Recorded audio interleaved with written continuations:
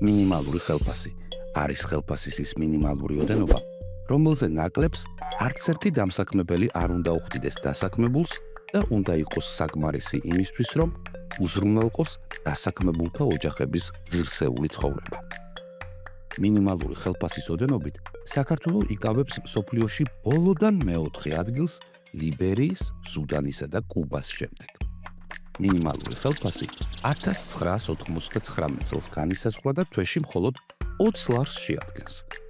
ეს თანხა ქვეყნის საარსებო მინიმუმზე 13 ჯერ, ხოლო საშუალო ხელფასზე 99 ჯერ ნაკლებია. მინიმალური ხელფასის შემოღების შემდეგ 26 წელზე მეტი გავიდა. ამ პერიოდში საშუალო ხელფასი 29 ჯერ გაიზარდა. ინფლაციის დონემ კი 320%-ზე მეტი შეადგინა. შეიძლება ითქვას, რომ საქართველოში მინიმალური ხელფასი ფაქტობრივად არ არსებობს. საქართველოში ხშირია შემთხვევები, როდესაც მენეჯერის ხელფასი რიგითი დასაქმებულის ხელფასს 100 ჯერ აღემატება. კომპანიების მენეჯმენტი, რომელიც თვითონ წყვეტს სახელფასო ფონდის გადანაწილებას, ხშირად უფრო მეტად საკუთარ ხელფასს ზრდის, ხოლო რიგითი დასაქმებულისთვის ანაზღაურება ნაკლებად ან საერთოდ არ იზრდება.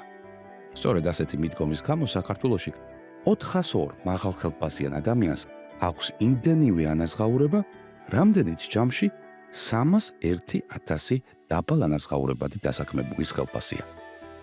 საქართველოს პროფესიული კავშირების გაერთიანება მიიჩნევს, რომ მინიმალური ხელფასი სოციალური პარტნიორობის ჩართულობით საწყის ეტაპზე უნდა გაიზარდოს საშუალო ხელფასის 40%-მდე, ანუ 788 ლარამდე. მომავალში კი მოხდეს მისი დაახლოება ევროპულ სტანდარტებთან და მიაღწიოს არანაკლებ საშუალო ხელფასის 50%-ს, იმ ოდენობას, რომელსაც ევროკავშირის დირექტივა ითვალისწინებს. სწორედ ღირსეული მინიმალური ხელფასი წარმოადგენს მოსახლეობის მძიმე სოციალური მდგომარეობის გაუმჯობესებისა და მაღალი უთანასწორობის შემცირებისთვის უმნიშვნელოვანეს ინსტრუმენტს, რისი მიღწევაც მხოლოდ საზოგადოების ამ საკითხის ირგვლივ კონსოლიდაციითაა შესაძლებელი.